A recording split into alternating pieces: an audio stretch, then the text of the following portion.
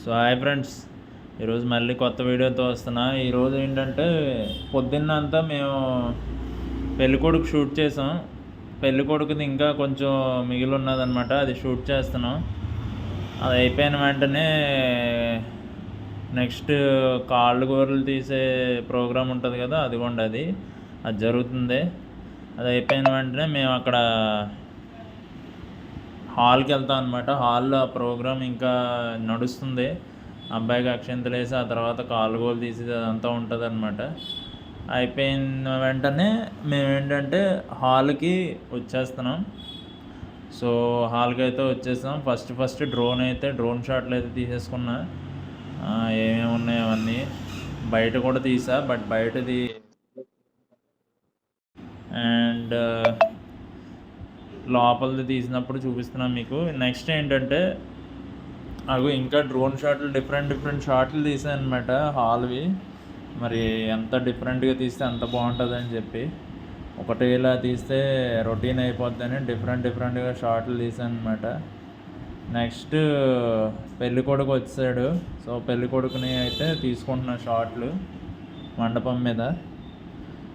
మా టీం కూడా అక్కడ ఫొటోస్ వీడియోస్ తీస్తున్నారు. సో నేనైతే పెళ్ళికొడుకుని తీసుకుంటున్నా.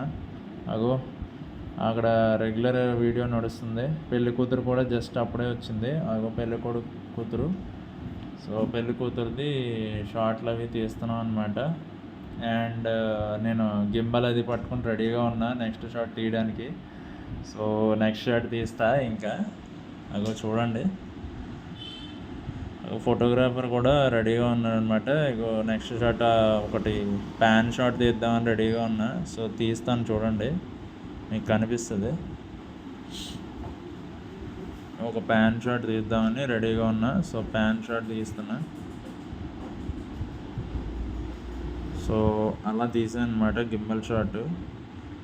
నెక్స్ట్ ఏంటంటే అక్కడ తాలిబొట్టు పెట్టారు. ఆ తాలిబొట్టు 85mm తీసాను కాబట్టి మరీ కింద కొంగితే ఫోకస్ అవ్వదు. సో అందుకే పైనుంచి పెట్టి ఫోకస్ చేయడానికి ట్రై చేసి అలా ఫోకస్ చేస్తున్నా. అండ్ ఇంతలో మా వాళ్ళేమో దండం పెట్టుకునే షాట్లు ఇవన్నీ తీసుకుంటున్నారు. నేను మధ్యలో వెళ్ళి ఒక షాట్ తీసుకున్నా.